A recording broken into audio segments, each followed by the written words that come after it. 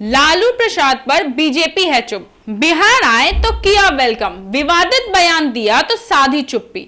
जानिए आखिर क्या है बीजेपी का उपचुनाव प्लान।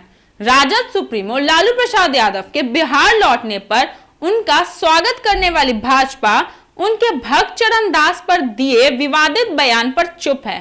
भाजपा के प्रदेश अध्यक्ष संजय जायसवाल ने लेकर सुशील मोदी लालू प्रसाद पर सीधा हमला करने से परहेज कर रहे हैं। यही नहीं, भाजपा लालू प्रसाद और भक्त चरण दास के बीच चल रहे बयानी विवाद को भी उपचुनाव जीत की चाल बता रही है। बता दें तो रविवार को पटना आने से पहले लालू प्रसाद यादव ने कांग्रेस के बिहार प्रभारी भक्त चरण दास के लिए जो शब्द इस्तेमाल किया, उससे बिहार में राजनीतिक गलियारों में एक बार फिर से लालू प्रसाद की चर्चाएं शुरू होने लगी हैं। किसी ने लालू को दलित विरोधी कहा है तो किसी ने पूरे राजद को ही दलित विरोध पार्टी बता दिया। लेकिन इन सब के बीच भाजपा के कुछ दिग्गज अभी भी हमें चुप नजर आ रहे हैं। भाजपा के प्रदेश अध्यक्ष संजय जायसवाल ने लालू प्रसाद के बयान पर अभी तक कोई प्रतिक्रिया नहीं दी है। संजय जायसवाल ने कहा कि ये सब दिखावा है, ये एक दूसरे पर इसलिए आरोप प्रत्यारोप कर रहे हैं ताकि ये एनडीए का वोट काट सकें। संजय जायसवाल बिहार में 2 सीटों पर हो चुके उपचुनाव को लेकर बोल रहे थे। उनकी माने तो लड़ाई कांग्रेस और राजद के बीच दिख रही है, वो असल में दोनों पार्टियों की एक खास रणनीति है। ये आमने सामने इसलिए हैं क्योंकि कांग्रेस भाजपा का आधार वोट काट एनडीए को नुकसान पहुंचाना चाहती है। संजय जायसवाल से पहले भाजपा के राज्यसभा सांसद सुशील मोदी ने भी कांग्रेस और राजद पर मिलीभगत का आरोप लगाया था। तो ये सब देखने के बाद कहीं ना कहीं यह कहा जा सकता है कि लालू पर चुप्पी भाजपा की रणनीति का कहीं ना कहीं एक बड़ा हिस्सा है। लालू पर चुप्पी भाजपा की खास रणनीति का हिस्सा है।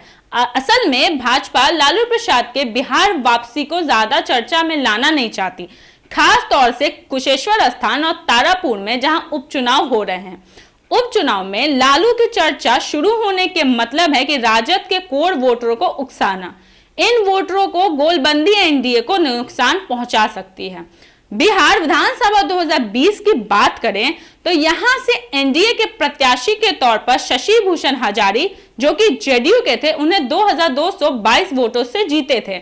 इसी तरह से तारापुर में एनडीए के मेवालाल चौधरी, जो कि जेडीयू से ही थे, उन्होंने 7225 सीट जीती थी। दोनों ही सीटों पर महागठबंधन के उम्मीदवार से सीट का अंतर बहुत ज्यादा नहीं था।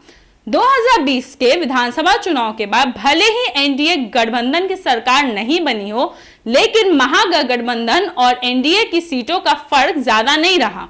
एनडीए को 125 और महागठबंधन को 110 सीटें मिली थी। इस चुनाव में भाजपा ने बिहार की जनता के सामने लालू के भ्रष्टाचार से जुड़े मामले को खूब चुनावी मुद्दा बनाया था, लेकिन इसके बावजूद चुनावी नतीजों में राजद को 75 सीटों के साथ प्रदेश की सबसे बड़ी पार्टी बनी थी। जाहिर है कि यह मुद्दा असर नहीं कर पाया, लिहाजा इस बार भाजपा लालू प्रसाद पर चर्चाओं से बाहर रहने की कोशिशों में लगी है ताकि इस बार चुनाव पर कोई असर ना पड़े। ऐसी तमाम खबरों के लिए आप बने रहे न्यूज़ भारतवर्ष के साथ। मैं तन्वी, पटना।